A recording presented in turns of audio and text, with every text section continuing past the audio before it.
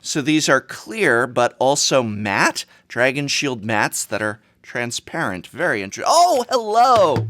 You know, my very first Tolarian Winds was a call to grow the garden that is Pauper, the best budget format in Magic the Gathering.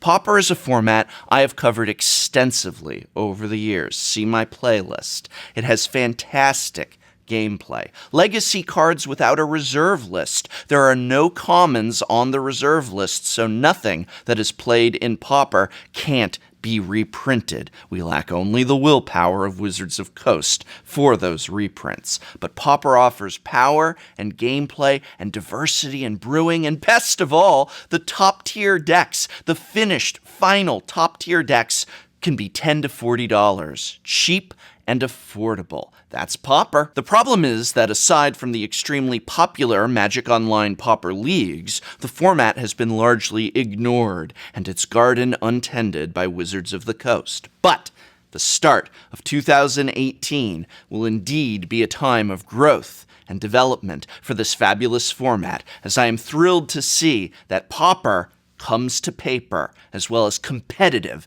Magic the Gathering events. Yes!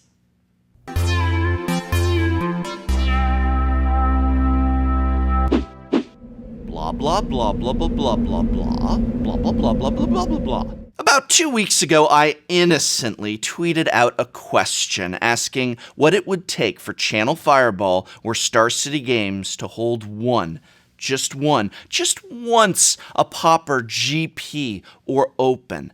I think it would be awesome. And think of it this way, I said to both Channel Fireball and Star City Games. Do a big Pauper tournament, sell a lot of paper cards that are just sitting in your warehouse. Hey, speak the language of money to these companies. Some pro is going to come up with a new deck or three now that they have incentive to play competitively in Pauper. Well, guess what? More cards get sold. Those prices rise, well then Wizards of the Coast needs to reprint them in sets and more packs get sold. But first, one of these two places needs to do a major competitive Pauper event, and they're going to get a lot of eyeballs on that coverage. So the response to these two tweets was exceptional. The online Twitter community seemed beyond excited for the idea, and within less than 12 hours, not only had the one and only, Cedric Phillips of Star City Games tweeted out a poll asking if there really would be interest in a Pauper Open.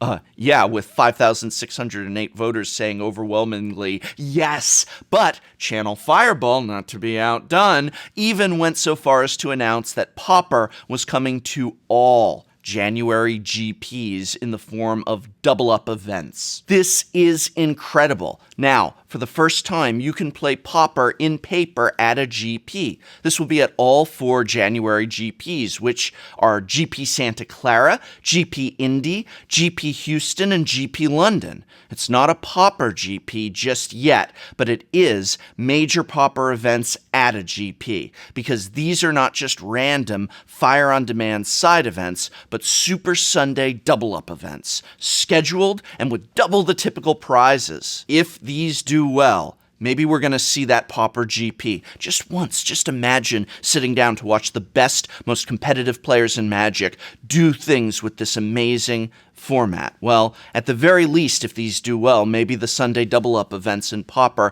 will become a recurring theme. I hope that if you are in or near Santa Clara, California, Houston, Texas, Indianapolis, or London, England, that you'll put a paper Pauper deck together. Hey, top-tier decks are only about $30 to $40 and they never rotate, and come play some Pauper. Maybe you'll even get teamed up against me, the professor, because I'll be there. That's right, I am so freaking excited for the chance to play paper Pauper at a GP that I will be attending Santa Clara, Indianapolis, and London, and playing in the Sunday Pauper double-up events. I'll also just be hanging out at the GP, getting side games and meeting fans, so I really do hope to see you there. Come on up and say hi. Now, these events will wisely, very wisely, yes, be using Magic Online legality. I'll have links of interest to all of you for Pauper resources in this video's description, but If you're curious about Magic Online Pauper legality, just go to the official Magic search engine of Wizards of the Coast, Gatherer, and... I'm sorry, what? Oh, wow, really? That is embarrassing. I've just been told that despite Pauper Leagues being a mainstay of Magic Online for years, that Gatherer does not include info about Pauper legality. Okay, Scryfall, a free independent search engine that is vastly superior to Gatherer anyway. Scryfall, look it up there. Scryfall. Just use it for everything. It's so good. It is so exciting seeing Pauper finally come to Magic in paper. After all of this, there were so many stores tweeting out about their large and successful Pauper events. Heck, Card Kingdom in Seattle, Washington. If you're in Seattle, Washington, sponsor of this channel, Card Kingdom, holds a major paper Pauper event at their newly renamed Mox Boarding House, Seattle, once a month. Huge prizes, huge turnout. The next events from the time of this video going live are December 30th and February 3rd. So if you're in the area, put a paper Pauper deck together and come on by and play. Come on, Star City Games. Don't let Channel Fireball beat you to the punch. You gonna take that from them? They already have all GPs. So why don't you throw the first Pauper open just once? Just do it once, and you'll have more excitement and eyeballs on the screen watching that stream to watch your pros and grinders play in the most affordable, competitive format for this great game. Oh, and Wizards of the Coast, for the love of the gods of Theros and Amonkhet, update Gatherer to have Pauper legality. Come on.